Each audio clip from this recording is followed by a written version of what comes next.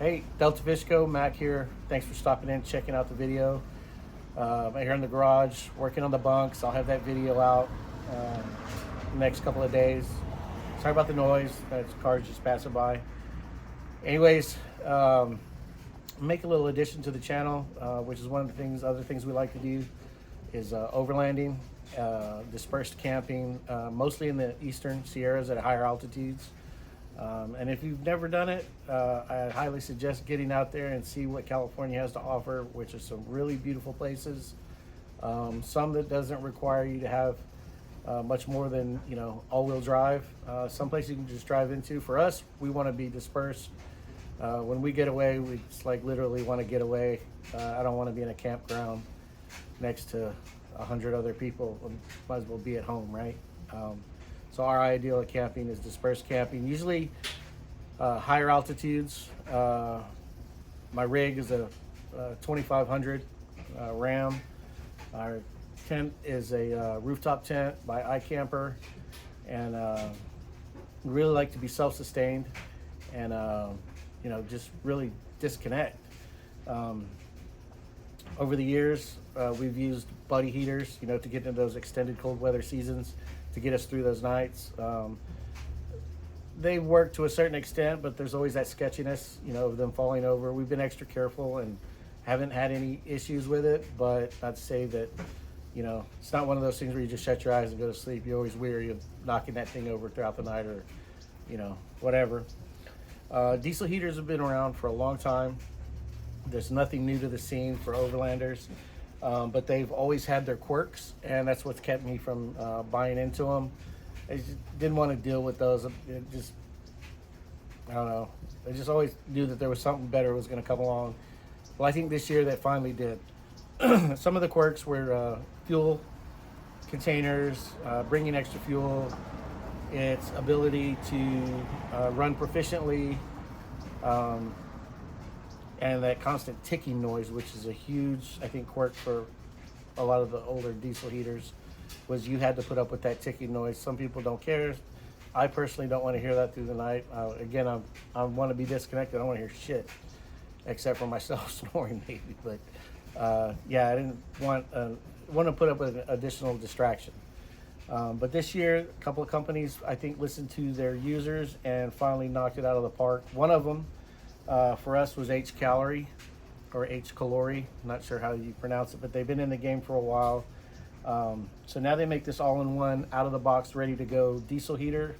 It's a 8 kilowatt, 7.5 liter fuel tank on it, which, according to them, will run 62 hours on one tank. I don't know about that. I haven't ran it that far, but I do know for us, 2 to 4 nights max, and then we're coming back.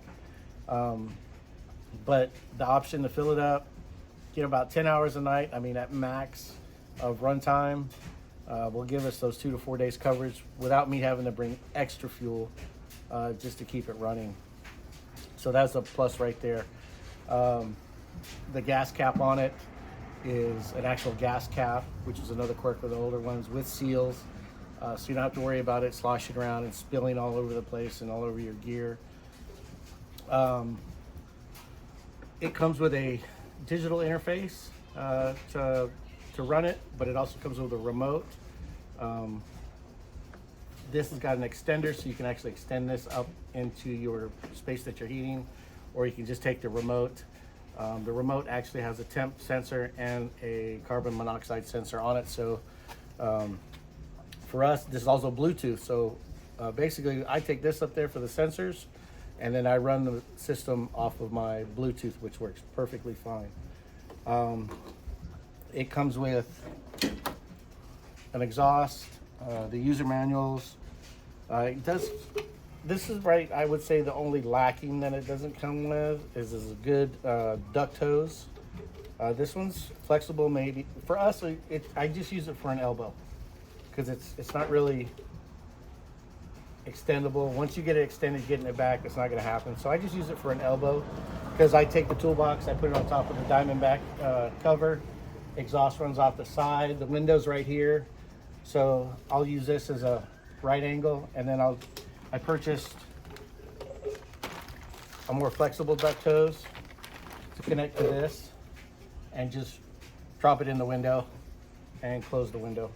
And it seems to be working fine. The power source, you get an AC/DC connector. It does come with a DC, the 2 terminal types. I would say if you're gonna run it off like a 12 volt plug, you'd wanna cut those off and buy a 12 volt adapter and hook it up that way. Otherwise, if your power source has the terminals on there, you'll be good to go on that. Your power source, we use a AC 180. I did try it off my older Goal Zero, which is I think it's like 400 watt. On startup, this has a power draw, a pretty high power draw, but then it backs off once, after about 3 minutes. The glow plugs, everything's heated up and it's blowing. It's dropped down way low. My 400 watt generator will work it just fine. It just can't handle that initial startup. So we run it off the AC 180, and it handles startup and run through very well. Like I said, once it's running, almost no power draw. It's super quiet. There's no ticking.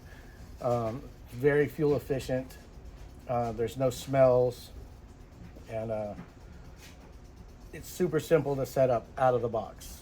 I would say, in my opinion, the only thing you're going to want to get is a more flexible duct hose. It comes with the clamps and everything. These are aftermarket. I like the little knobs that these come with, but they come with the standard ones. The little metal ones you tighten down with a screwdriver or a wrench. But yeah, a flexible duct hose and a power source is basically what you're going to need to successfully run this, our power source. And super easy, super quiet, and it just changes the game. For when you're at the altitudes, you're at that 7,000 to 10,000 foot altitude, the days may be fine, but to extend into the later months, those nights are going to get down into your 30s and 20s, and it can make for a rough night and just miserable camping, but for us, this right here, it alleviates that. Now, we have a rooftop tent, but if you have a ground tent, it works just the same. If you're car camping, you're gonna have to find a way, to run this into your car through a window, or I wouldn't say run it in your car unless you can get the exhaust run out. So you're always gonna have that issue, but this will definitely change the game as far as diesel heaters goes, with those quirks that they've come with from over the years.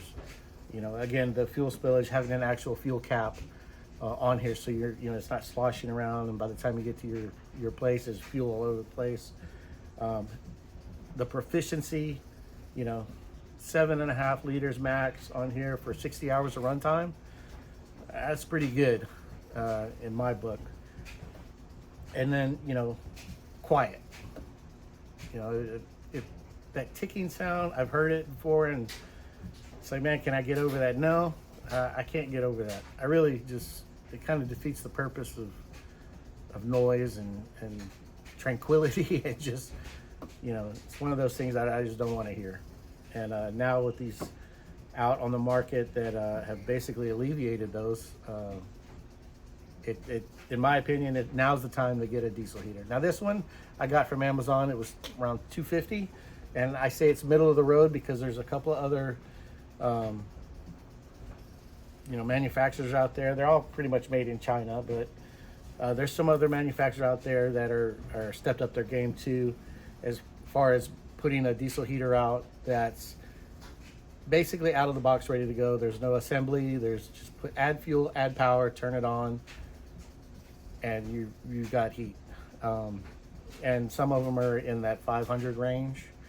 Some of them don't have Bluetooth. Some of them don't have the remote sensor. So for us, the HCalory, I think other than the quirks, the fuel cap, storage, the no ticking sound, and the efficiency is what sold it for us. Honestly, if there was a more expensive one that had that plus the Bluetooth capabilities, I'd probably go for it too. But they didn't have that one. They're missing one or two things that this one has. So for us, this is what we chose to go with, and it's worked fabulously.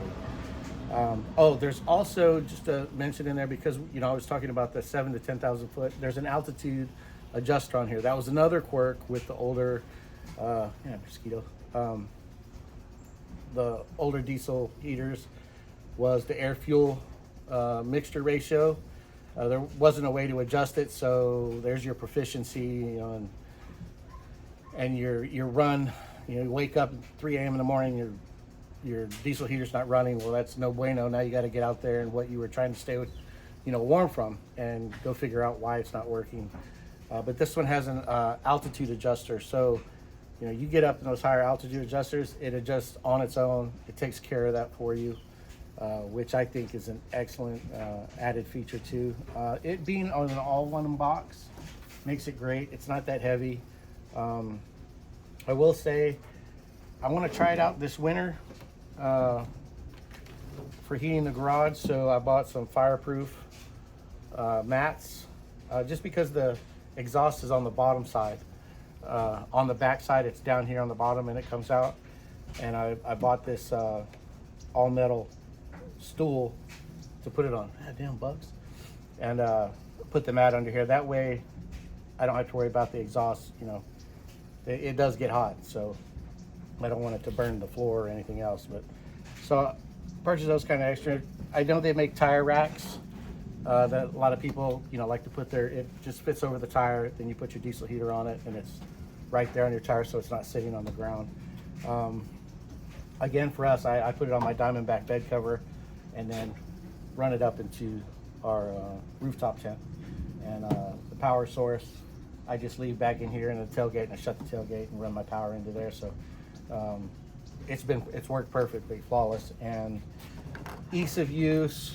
It's covered everything. All the quirks I was on the fence about, I no longer have those quirks, and I'm completely happy with it. The settings on here, 1 to 10. 1 for us in our rooftop tent all night long. We have the input, the heat input, and we open up the opposite side just so air can kind of pass through, and it keeps that, it makes it comfortable. And you can't hear it, it's not loud. Those early mornings when you're waking up and it's 30 degrees outside and you don't want to get out from the covers. This one right here, it's really, really nice. You get up nice and comfortable. You're not stiff and frozen, so you don't have to worry about thawing out and waiting for everything to heat up just to get comfortable again. So for us, this is a great addition to our gear. It's not going to take much more room. Then it's almost the same size as our Blue Eddy AC 180. So yeah, completely stoked about this right here, and it's I would recommend you checking either this one out or some other ones that are out there, maybe that are worth your price point and have the features that you want. The biggest thing I would pay attention to is your power source on how you intend on powering it, because if you don't have enough juice to give the startup process to the diesel heater, you're not going to run. So you need to have your reliable power source for it, enough that's going to handle that. Again, once it's powered up, because the glow plugs heat up, it heats up the fuel.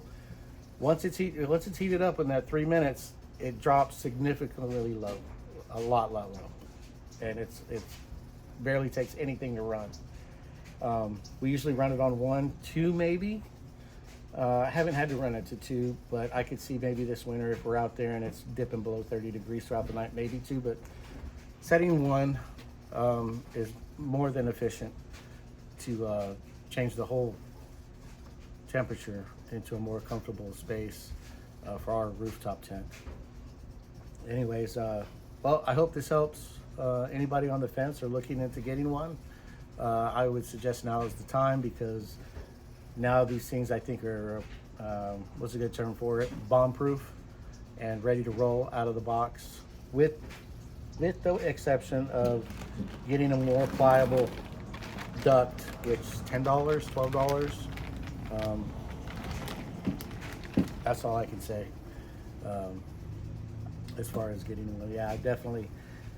If you're going to be spending any time up in the anywhere where as this winter comes along and comes in, and you can still access it, you want to get out there camping, but you want to sleep warm at night and not have the worries of knocking a hot burning stove over like a buddy heater, and you know, this is the way to go. For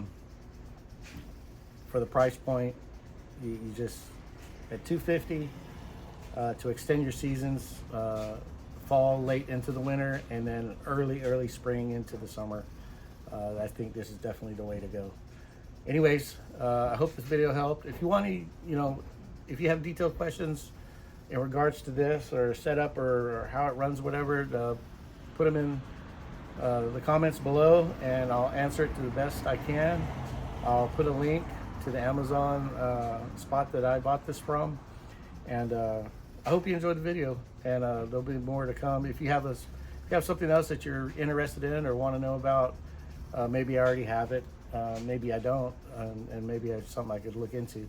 But put your questions and comments down in the below, and if you like the video, give it a thumbs up. Obviously subscribe if you like the content, and as always, Matt, Delta Fish Co. I'm out.